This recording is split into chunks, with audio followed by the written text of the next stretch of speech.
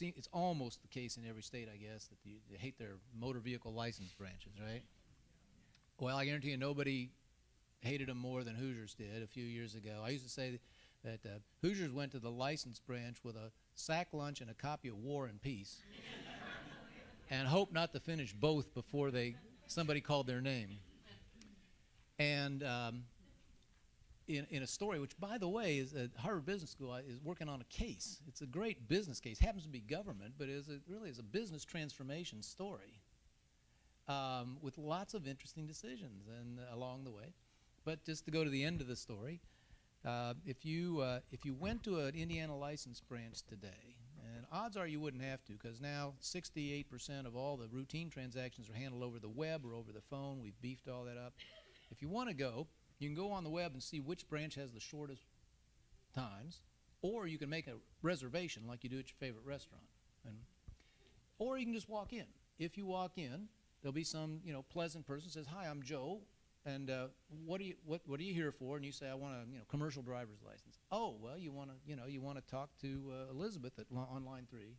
Let me take you over there." When Elizabeth punches you out, you get a receipt that it shows what it cost, and it shows how many minutes and seconds you were in there. And the average last month was 8 minutes and 50 seconds. Governor, is it possible that you share your director, your commissioner with New York, New Jersey, and Connecticut? Well, I tell you because, again, in most states I visit, people can relate. But secondly, this is one of those places where almost every citizen encounters their government. And therefore, we thought it was rotten, nasty things or untrue things about you. There's a natural tendency to respond in kind, social old man kind of reaction. And I learned rather quickly that if your first goal is results, then it's almost always better to stifle that instinct. Oh, if someone says something factually outrageous, of course, try to correct it.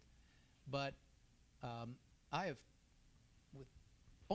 with fewer and fewer stumbles, really tried to discipline myself for years now to be, as we say, civil, to shrug off certainly anything personal, always in pursuit of building coalitions for change and not driving people away by appearing to be as small-minded maybe as whoever's on the other side of the argument sometimes is. So if that's what he was talking about, or part of what he was talking about, I'm gratified. I'm a Republican. I'm glad to tell you why, but I've told our people every day of almost 7 years, we are employed by 6.5 million people in this state. We work for every one of them, whether they voted for us, against us, or didn't vote at all. And our first concern is for those on life's lowest rungs. We're trying to build the kind of a state, America's always been the kind of country, where a person can start with nothing and rise to the top if they have the character and diligence to do that. And we try to approach issues from as practical a standpoint as possible. I'm sorry to rattle on, but let me give you a quick example. That's excellent. Because you brought up what people call it privatization. I never do. I don't use the word. And the reason I don't is because I think it suggests that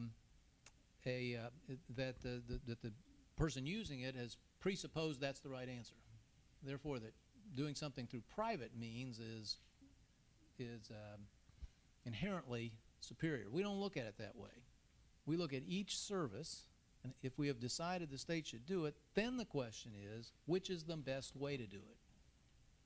Quite often, we have chosen to grow the traditional government. For instance, we doubled the number of child protection workers. We had the worst record in America protecting children from abuse and neglect. We doubled the number of caseworkers, trained them better, changed the system, winning national awards. We added state police. On the other hand, we didn't see any reason to run 7 different government print shops when there are people who do that for a living all day, every day, and are pretty good at it. I was in the job not too long. The tremendous young talent who shaped up our correction system calls me up. He said, did you know you're paying $1.43 a meal for food? I said, no. Is that a lot? He said, it's a heck of a lot. Where I came from, we paid about 95 cents, and the food was better. He said, but we didn't try to cook it ourselves in 27 separate little kitchens. We weren't trying to buy bread, 5 loaves at a time in 27 places. He says, do you care if I go see if I can get a contract? And he did, and we got it for 98 cents. We saved $14 million a year the first year, and it's grown ever since. So I only tell you that to say that we look at public service, yes, through a certain lens, and we have certain views about how big and how intrusive government should be, but we really take seriously the job of being pragmatic in delivering for the citizens of our state, and with I hope the consequences that I mentioned earlier in terms of confidence.